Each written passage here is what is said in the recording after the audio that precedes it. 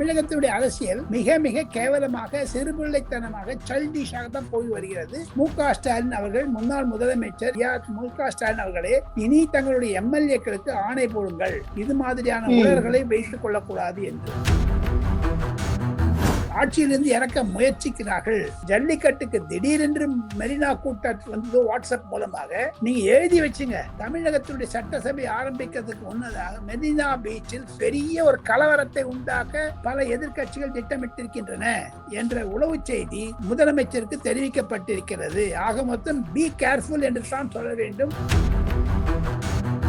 40,000 கோடிக்கு மேலாக அடுத்து வரக்கூடிய 3 அல்லது 4 ஆண்டுக்குள் சென்னையிலிருந்து கன்னியாகுமரி வரை 700 கிலோமீட்டருக்கு ஒரு நெடுஞ்சாலை அமைப்பதற்கான திட்டத்தை ஆதவ் அர்ஜுனா முதலமைச்சருடைய ஆட்சியின் பெயரில் நிதின் கட்கரிக்கு கொடுத்து விட்டார். நேற்று டெல்லியில் மத்திய நிதி அமைச்சர் நிர்மலா சீதாராமன் 1/3 அது மணி தரேன்னு சொல்லியிருக்காங்க. முதல் 12-13 கோடி கிடைச்சிடும்.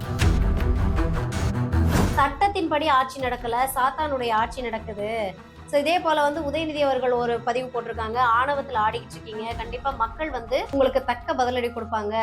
இது வந்து அவர்களுடைய ஒரு சிறுபிள்ளைத்தனத்தை தான் காண்பிக்கிறது. சாத்தான் ஆட்சி அல்ல, பொதுமக்களால் தேர்ந்தெடுக்கப்பட்ட ஆட்சி என்று சட்டசபையிலே முதலமைச்சர் சொன்ன பிறகு கூட எதிர்கட்சிகள் எல்லாம் புரிந்து கொள்ளாமல் நிலையில் இருக்கிறார்கள். ஒரு நூதனமான ஒரு தீர்ப்பு முனை வர இருக்கிறது டீலிமிட்டேஷன் பில்லுக்கு அப்புறம்.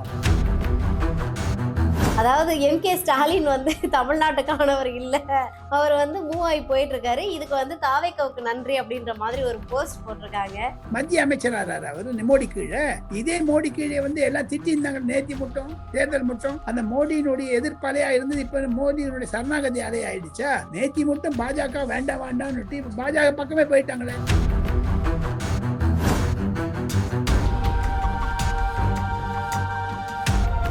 கிரெடிட் கார்டு ஓவர் டியூவா, மல்டிபிள் இஎம்ஐ ஸ்ட்ரெஸ்ஸா? இனி ஒரே இஎம்ஐல ஈஸியா மேனேஜ் பண்ணலாம். Power of one EMI. The expose நேயர்களுக்கு வணக்கம். நான் ரவீனா. இன்றைய நேர்காணலில் நம்மோடு இருந்திருக்கக்கூடிய சிறப்பு விருந்தினர், டெல்லியிலிருந்து தமிழகத்தை உற்று நோக்கி கொண்டிருக்கக்கூடிய மூத்த பத்திரிகையாளர் டெல்லி ராஜகோபால் சார் தான் இருக்காங்க. வாங்க அவங்க கூட சேர்ந்து நிறைய விஷயங்களை கேட்டு தெரிஞ்சுக்கலாம். சார் வணக்கம். வணக்கம். எப்படி இருக்கீங்க? நல்லா இருக்கேன். நமஸ்காரம். Super super super super sir. Sir, எங்களுக்கு வந்து ஒரு தகவல் கிடைச்சிருக்குது. என்ன அப்படின்னா, முதலமைச்சர் விஜய் அவர்கள் வந்து டெல்லிக்கு ஆகஸ்ட் 4ஆம் தேதி வரப்போறதா ஒரு தகவல் கிடைச்சிருக்குது. சோ விஜய் அவர்களுடைய டெல்லி பயணத்துல PM மோடி அவர்களை சந்திக்கிறதுக்கான வாய்ப்பு இருக்குமா? சோ இது வந்து அரசியல் நிகழ்வா இருக்குமா, இல்ல எப்படிப்பட்ட நிகழ்வா இருக்கும்? உங்களுடைய கருத்தையா? வைகோ அவர்கள் எழுதிய புத்தகத்தை வெளியிட வருகிறார். துணை ஜனாதிபதி ராதாகிருஷ்ணனும் சோனியா காந்தியும் மல்லிகார்ஜுன் கர்கேயும் பரூக் அப்துல்லாவும் மற்றும் சீனியர் தலைவர்கள் முலாயம் சிங் யாதவுடைய மகன் அகிலேஷ் யாதவ்லாம் வரப்போறாரு. அந்த மேடையில் விஜய் அவர்கள் இந்த முதல் பிரதியை பெற்றுக்கொள்ள இருக்கிறார். ராகுல் காந்தி அதை திறக்க இருக்கிறார் என்றெல்லாம் நான் கேள்விப்பட்டேன். இது இன்னும் ஊர்ஜிதமாகப்பட்டாலும் அதிகாரப்பூர்வமாக முதலமைச்சர் அலுவலகத்திலிருந்து வரும் வரை நம்ம வெயிட் பண்ணலாம் தான் நினைக்கிறேன். இது ஒரு எக்ஸ்போஸ் நேயர்களுக்கு ரவீனா மூலமாக ராஜகோபாலன் சொல்லுவது என்ன என்று கேட்டால், இது மாதிரியான ஒரு மீட்டிங் எல்லாம் பின்னணியிலிருந்து ஏற்பாடு செய்வது வைகோ அவர்கள் சோனியா காந்தி சந்தித்து விட்டார், ராகுல் காந்தி சந்தித்து விட்டார். இனி வரக்கூடிய நாட்களில் அதற்கான ஊர்ஜிதம் செய்யப்பட்டுவிடும். இன்னும் 10 நாள் இருக்குது. Let's just wait and watch. ஏன்னா ஆகஸ்ட் 5ஆம் தேதி பட்ஜெட் இருக்க போகுது தமிழ்நாட்டுல. முதலமைச்சர் முதல் பட்ஜெட் அது 3ஆம் தேதி வச்சுக்கலாமா 5ஆம் தேதி வச்சுக்கலாம், இன்னும் நாள் குறிப்பிடவில்லை என்றாலும் தமிழகத்தில் மிக மிக சுறுசுறுப்பாக செயல்படக்கூடிய முதலமைச்சர் கண்டிப்பாக டெல்லி வருவது ஒரு மாபெரும் 3வது தடவை வராது. 3rd time. இது வந்து கிட்டத்தட்ட நீங்க சொன்ன மாதிரி பட்ஜெட் வந்து 5ஆம் தேதி தாக்கல் பண்ண போறதா சொல்லியிருக்காங்க. இன்னும் பல மத்திய அரசு கிட்ட இருந்து வரக்கூடிய நிதிகள் வந்து நிறைய நிதிகள் வரல அப்படின்றாங்க. சோ இது சார்ந்து மேபி இந்த தமிழக பட்ஜெட் முடிச்சுட்டு அடுத்து டெல்லி வரும்போது பிரதமர்கிட்ட பேசுறதுக்கான வாய்ப்புகள் இருக்கும்னு நினைக்கிறீங்களா? ஏற்கனவே பட்ஜெட்லாம் தயார் பண்ணிட்டாங்க தமிழ்நாட்டுல. முதலமைச்சர் கடந்த 2 மாதங்களாக 67 நாட்களாக 18 துறைகளை இருக்கக்கூடிய அதிகாரிகள் அமைச்சர்களை எல்லாம் அருகே வைத்துக் கொண்டு முக்கியமான துறைகள் எந்த பட்ஜெட் எழுதினாலும் ரவீனா ஒரு 5 துறை முக்கியமா இருக்கும். எல்லா தமிழக பட்ஜெட்டா இருந்தாலும் சரி, அகில இந்திய பட்ஜெட்டாக இருந்தாலும் சரி, அந்த 5 துறைகளுக்கு புரிந்து கொண்டு அதனுடைய பின்னணியில் தான் நேற்று கூட சமூக சாரி நம்ம சமுத்திரத்தினுடைய தனி சீ வாட்டர் ட்ரிங்கிங் வாட்டர் பண்ணுங்கிறத போய் பார்த்துட்டு வந்தாரு. பிளஸ் ஹி ஆல்சோ வெண்ட் நேற்று சேத்துப்பட்டில் போய் பார்த்துருக்காரு, ஹாஸ்பிட்டல் எல்லாம் போயிட்டு இருக்காரு. அந்த மாதிரி பர்சனல் விசிட் பண்றதுனால பட்ஜெட் ரிலேட்டடாக இருக்கிறது என்று நான் புரிந்து கொள்கிறேன். எனக்கு சொல்லக்கூடிய அதிகாரிகள் அதுதான் தெரிவிக்கிறார்கள். போக போகத்தான் தெரியுமா. பட்ஜெட் கண்டிப்பாக தமிழகத்திற்கு ஊக்குவிக்கக்கூடிய சக்தியாக இருக்கும். அதை தவிர எக்ஸ்போஸ் நேயர்களுக்கு ஒரு தனிப்பட்ட செய்தியை ரவீனா மூலமாக சொல்ல வேண்டும் என்றால், ஒன்று, கடந்த 40 ஆண்டுகளில் 3-4 தமிழர்கள் பட்ஜெட் பிரசன்ட் பண்ணியிருக்காங்க நம்ம பாராளுமன்றத்தில். அவர்களுடைய அணுகுமுறையின் கூட விஜய்க்கு உதவியாக இருக்க போகிறது. உதாரணத்திற்கு ப. சிதம்பரம் அவர்கள் முன்னாள் நிதியமைச்சர் 8 தடவை பிரசன்ட் பண்ணியிருக்காரு. அதை தவிர 10 தடவை பிரசன்ட் பண்ணியிருக்காங்க நிர்மலா சீதாராமன் தொடர்ந்து. இந்த 2 பேருமே விஜய் பார்த்துட்டு வந்துட்டாரு. நிர்மலா சீதாராமன் நிச்சயம் நான் ஹெல்ப் பண்றேன்னு சொல்லியிருக்காங்க. ப. சிதம்பரம் அந்த பட்ஜெட் பண்ணும்போது சில வரிகளை எல்லாம் சொல்லி ஒரு ஹெல்ப் பண்றேன்னு சொல்லியிருக்காரு. அதனால தான் ப. சிதம்பரம் என்னமோ ஏற்கனவே ரொம்ப கருணாநிதி கிட்ட இருந்தவர் இப்ப விஜய் கிட்டக்க வந்துட்டாரு. அவர் சொல்றாரு, தமிழ்நாட்டுல ஊழல் இல்லாத அரசாங்கம் வந்து விட்டதுன்றது எல்லா பெருசா வந்திருக்குதுங்க, நல்லா வந்திருக்குது அது. சோ ஆக மொத்தம் 2 முன்னாள் தமிழ் நிதி அமைச்சர்களை மனதில் கொண்டு விஜய் அவர்கள் ஆகஸ்ட் 2ஆம் தேதி பிரசன்ட் பண்ணக்கூடிய பட்ஜெட், அதோடைய பட்ஜெட் பேரே ஒண்ணு வச்சிருக்காங்க தெரியும் உங்களுக்கு, வெற்றி பட்ஜெட். நிறைய இம்ப்ளிமெண்டேஷன் பண்ணக்கூடிய ஒரு போல் ப்ராமிசஸ், தேர்தல் வாக்குறுதிகளை எல்லாம் நிறைவேற்ற இருக்கிறார் விஜய். முக்கியமான அறிவிப்புகளை இந்த பட்ஜெட்ல எதிர்பார்க்கலாம். கண்டிப்பா கண்டிப்பா கண்டிப்பா. சூப்பர். சார், நீங்க ஒவ்வொரு தடவையும் நம்ம கிட்ட பேசும்போது தாவேக ஆட்சி அமைஞ்சதுக்கு அப்புறம் நிறைய விஷயங்கள் சொன்னீங்க. திமுக அரசு வந்து பயங்கரமான வேலைகளை பண்ணோம், சட்டமன்றத்துக்குள்ள நிறைய ரவுடிசம் பண்ணோம், விஜய் அவர்கள் வந்து ரொம்ப கவனமா இருக்கணும்னு சொன்னீங்க. சோ அதே போலதான் இன்னைக்கு 2 நாளைக்கு முன்னாடி ஒரு விஷயம் நடந்திருக்கு. நீங்க கேள்விப்பட்டிருப்பீங்கன்னு நினைக்கிறேன். ஏன்னா வந்து திமுகவுல இருக்கக்கூடிய நிறைய எம்எல்ஏக்கள் தாவேகவை அவதூறு பரப்புறதா இருக்கட்டும், இல்ல தரக்குறைவான வார்த்தைகளை பயன்படுத்துறதா இருக்கட்டும், இந்த மாதிரியான விஷயங்களை பண்ணாங்க. எம்எல்ஏ ஒருத்தர் பாத்தீங்கன்னா மார்க்கண்டேயன்னு விஜய் அவர்களுடைய முதலமைச்சருடைய எலும்பை முறிப்பேன் அப்படின்னு சொல்லிட்டு பேசியிருக்காங்க. இப்ப நீங்க சொன்ன விஷயம் அப்படின்றது இன்னைக்கு நடந்துகிட்டு இருக்குதா? அது மாதிரிதான் போடுது. Yes, correct, you are right. அது மாதிரிதான் நடக்குது. ஏன்னா தமிழகத்தினுடைய அரசியல் மிக மிக கேவலமாக, சிறுபிள்ளைத்தனமாக, சைல்டிஷாக தான் போய் வருகிறது. மு.க. ஸ்டாலின் அவர்கள் முன்னாள் முதலமைச்சர், இந்நாள் பிரபல திராவிட முன்னேற்ற கழகத்துடைய தலைவர் ஐயா மு.க. ஸ்டாலின் அவர்களே, இனி தங்களுடைய எம்எல்ஏக்களுக்கு ஆணை போடுங்கள், இது மாதிரியான உணர்வுகளை வைத்துக் கொள்ளக்கூடாது என்று. இன்னொன்னு சொல்றேம்மா, இந்த பட்ஜெட் நடக்க போது ஆகஸ்ட் 5ஆம் தேதி, அது ஒரு 15 நாள் இந்த கூட்டம் இருக்குமா. 20ஆம் தேதி மட்டும் போகும், ஆகஸ்ட் 20 மட்டும். என்னதான் ரவுடித்தனம் பண்ணலாம் பண்ணி காமிப்பாங்க. போதாத குறைக்கு தமிழகத்தில் கூட கரப்பாம்பூச்சி ஜனதா கட்சி என்ற அமைப்பின் சாராக இருந்தாலும் சரி, இல்லாவிட்டாலும் சரி, தமிழகத்தில் ஓ. பன்னீர்செல்வம் முதலமைச்சராக இருந்த போது எப்படி ஜல்லிக்கட்டுக்கு திடீரென்று மெரினா கூட்டம் வந்ததோ வாட்ஸ்அப் மூலமாக, நீங்க எழுதி வச்சுங்க.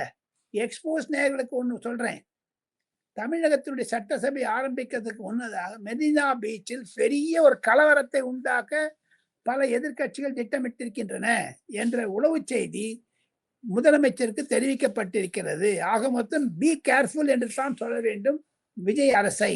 ஏன்னா உங்களுக்கு எதிர்கட்சிகள் உங்களை ஆட்சியிலிருந்து இறக்க முயற்சிக்கிறார்கள், டாப்பிள் பண்ண முயற்சிக்கிறாங்க.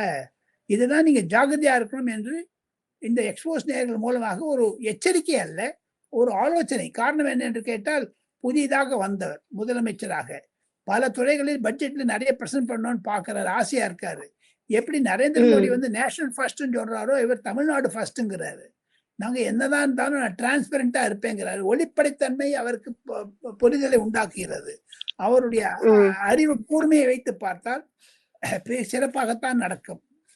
ஒன்னே ஒரு பெரிய பிரேக்கிங் ஸ்டோரி உங்களுக்கு சொல்றேன். அந்த வன்முறையெல்லாம் விட்டுருங்க, தமிழ்நாட்டுக்கு டெவலப்மெண்டா நம்ம போலாமா, பாசிட்டிவா போலாம். கண்டிப்பா கண்டிப்பா கண்டிப்பா.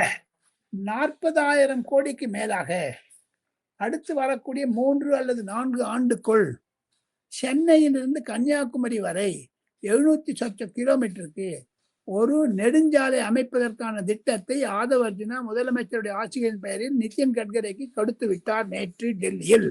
சூப்பர். அது பட்ஜெட்டில் இடம்பெறும். மத்திய நிதி அமைச்சர் நிர்மலா சீதாராமன் 1/3 அந்த மணி தரேன்னு சொல்லியிருக்காங்க. முதல் 12-13 கோடி கிடைச்சிரும். மீதி எல்லாம் ஸ்டேட் Okay. கவர்மெண்ட் போடணும். இது 3 வருஷத்துல பண்ண வேண்டிய ஒரு திட்டங்கள்லாம் வந்திருக்குது. அது தமிழக பட்ஜெட்டில் இடம்பெற்றாலும் பெறக்கூடும் என்பதுதான் சூசக செய்தியாக தங்களுடைய நேயர்களிடம் பகிர்ந்து கொள்வதில் ஆவலுடன் இருக்கிறேன். Super super super sir. கண்டிப்பா கண்டிப்பா. ஏன்னா வந்த இந்த குறிப்பிட்ட ஒரு 2 மாதத்துக்குள்ள இவ்வளோ விஷயங்கள் பண்றதும் தமிழ்நாட்டுடைய வளர்ச்சி, அதே போல இங்க இருக்கக்கூடிய சட்டம் ஒழுங்கு பிரச்சனை, இந்த மாதிரி பல்வேறு பிரச்சனைகளையும் ஒரே கையில ஒரே மாதிரி ஹேண்டில் பண்ணிக்கிட்டு இருக்காங்க. So ஆமா, என்னதான் பண்றாங்க. ஒரு முதலமைச்சர் அது கண்டிப்பாக அது அவருடைய ஒரு நன்மையை காண்பிக்கிறது, அவருடைய ஆளுமையை காண்பிக்கிறது, அவருக்கு இருக்கக்கூடிய ஒரு ஸ்ட்ரெங்த்தை காண்பிக்கிறதாகத்தான் நான் பார்க்கிறேன் ரவீனா. ஓகே, இவ்ளோ நல்ல விஷயங்கள் பண்றாங்க. பட் இந்த ஒரு விஷயத்த மட்டும் நேத்து நடந்த அந்த கைது விஷயத்த மட்டும் வச்சுக்கிட்டு திமுக தொடர்ந்து தாவேக்கா மேல வேற விஷயமா? கைதெல்லாம் வேற விஷயம் ரவீனா. போ பாருங்க. இல்ல என்ன அதுக்காக நடக்க போகுதுன்னு பாருங்க. இல்ல அதுதான் எல்லாருமே இப்ப எதிர்க்கட்சிகள் எல்லாம் ஒண்ணு சேர்ந்து தாவேக்கா அரசை கார்னர் பண்ண ஆரம்பிச்சிட்டாங்க. நேத்து பாத்தீங்கன்னா முன்னாள் முதலமைச்சர் ஸ்டாலின் அவர்கள் என்ன சொல்றாங்கன்னா, இங்க சட்டத்தின்படி ஆட்சி நடக்கல, சாத்தானுடைய ஆட்சி நடக்குது அப்படின்னு சொல்லிட்டு ஒரு பதிவு போட்டிருக்காரு. சோ இதே போல உதயநிதி அவர்கள் ஒரு பதிவு போட்டிருக்காங்க. ஆணவத்துல ஆடிக்கிட்டு இருக்கீங்க, கண்டிப்பா மக்கள் உங்களுக்கு தக்க பதிலடி கொடுப்பாங்க, தகுந்த பாடத்தை போட்டுவாங்க அப்படின்னு சொல்லிட்டு 2 பேரும் மாறி மாறி கருத்துக்களை பகிர்ந்துகிட்டு வராங்களே ஐயா. இது அவர்களுடைய ஒரு சிறுபிள்ளைத்தனத்தை தான் காண்பிக்கிறது. சாத்தான் ஆட்சி அல்ல, இது ஒரு பொதுமக்களால் தேர்ந்தெடுக்கப்பட்ட ஆட்சி என்று சட்டசபையிலே முதலமைச்சர் சொன்ன பிறகு கூட எதிர்க்கட்சிகள் எல்லாம் புரிந்து கொள்ளாமல் நிலையில் இருக்கிறார்கள். எது இருப்பினும் தமிழகத்தில் ஒரு நூதனமான ஒரு திருப்பு முனை வர இருக்கிறது டீலிமிட்டேஷன் பில்லுக்கு அப்புறம். அது திமுகவிற்கு நல்லதோ கெடுதலோ, அதிமுகவிற்கு நல்லதோ கெடுதலோ விஜய்க்கு ஒரு வெற்றியாகத்தான் முடியும் என்று நான் நினைக்கிறேன். காரணம் என்ன என்று கேட்டால், விஜயினுடைய அணுகுமுறை மிக சிறப்பாகத்தான் இருக்கிறது. எனினும் அந்த டீலிமிட்டேஷன் பில் வந்ததுன்னா நம்ம அட்டாவலே, ராம்தாஸ் அட்டாவலே என்று சொல்லக்கூடிய மத்திய அமைச்சர் நேற்று முன்தினம் விஜய் அவர்களை சந்தித்திருக்கிறார் செக்ரட்டேரியட்ல. அதுல பேசும்போது அமித்ஷாவிடம் இருந்து சில தகவல்களை கொண்டு வந்திருக்கிறார். அதன் மூலமாக விடுதலை சிறுத்தை கட்சியினுடைய எம்பி ரவிக்குமாரன் திருமாவளவன், மறுமலர்ச்சி திராவிட முன்னேற்ற கழகத்தினுடைய எம்பி துரை வைகோ, இந்த மூவரும் லோக்சபால டீலிமிட்டேஷன் பில்லுக்கு ஓட்டு போடுவாங்களா இல்ல விஜய் சொல்றதை கேட்பாங்களா தெரியவில்லை. அதே மாதிரி ராஜ்யசபாவில் திமுகவிற்கு ஆதரவாக இருக்கக்கூடிய பிரேமலதாவுடைய தம்பி சதீஷும், மக்கள் நீதி மய்யத்தினுடைய தலைவர் கமலஹாசனும் எந்த நிலை எடுப்பார் என்று தெரியவில்லை. இந்த 5 எம்பிக்களுடைய ஓட்டு மிக சிக்கலான ஓட்டு. 22 ஓட்டு 5 சேர்த்துனா 27 வந்துடுது. 8 காங்கிரஸ் எதிர்ப்பார்கள் தமிழகத்திலிருந்து. ஆக மொத்தம் தமிழ்நாட்டுக்கு நன்மை வரப்போகிறது. அதை எப்படி விஜய் அவர்கள் எதிர்பார்க்க போகிறார்களோ, எதிர்க்க. ஏன்னா இது ஒரு பாசிட்டிவ் நெகட்டிவ் சேர்ந்து வந்த ஒரு டெவலப்மெண்டா இருக்குது தமிழ்நாட்டுக்கு. இது தமிழ்நாட்டுக்கு 2031 தான் சட்டசபை தேர்தல் வரும் என்று உறுதிமொழி கொடுத்தால் விஜய் அவர்கள் சப்போர்ட் பண்ணுவார்னா சொல்றாங்க. we have to wait and watch Raveena. Okay okay sir. இப்போ நேத்து வி டிராவிடியன்ஸ் அப்படின்ற அவங்க எக்ஸ் பேஜ்ல ஒரு பதிவு ஒண்ணு போட்டிருந்தாங்க. என்ன அப்படின்னா, நீங்க பாத்தீங்களா என்னன்னு தெரியல, MKS won't be in state politics here after moving towards அப்படின்னு ஒரு இது போட்டிருக்காங்க. அதாவது எம்கே ஸ்டாலின் தமிழ்நாட்டுக்கானவர் இல்ல, அவர் மூவ் ஆகி போயிட்டு இருக்காரு, இதுக்கு தாவேக்காவுக்கு நன்றி அப்படின்ற மாதிரி ஒரு போஸ்ட் போட்டிருக்காங்க. இதை எப்படி பாக்குறீங்க? அவங்க என்ன நேரம் எதுக்கு ஆந்திரா போறாரா, கர்நாடகா போறாரா, எங்க போறாரு, கன்னியாகுமரி போறாரு, எந்த ஊருக்கு போறாரு? அவன மத்திய அமைச்சராரு அவரு மோடி கீழே. இதே மோடி கீழே எல்லாம் திட்டி இருந்தாங்க நேத்தி மட்டும், தேர்தல் மட்டும். அந்த மோடியினுடைய எதிர்ப்பாலையா இருந்தது இப்ப மோடியினுடைய சரணாகதி அலையா ஆயிடுச்சா? அதெல்லாம் கேட்பாங்கல்ல ஜனங்க. நேத்தி மட்டும் பாஜக வேண்டாம் வேண்டாம்னு பாஜக பக்கமே போயிட்டாங்களே. அது எதற்காக என்று கேட்டால், தன்னுடைய குடும்ப சொத்தை பாதுகாக்க வேண்டும் என்ற ஒரு அச்சம் இருப்பதனால் தானோ என்னவோ என்றெல்லாம் சொல்லுகிறார்கள் டெல்லியில்.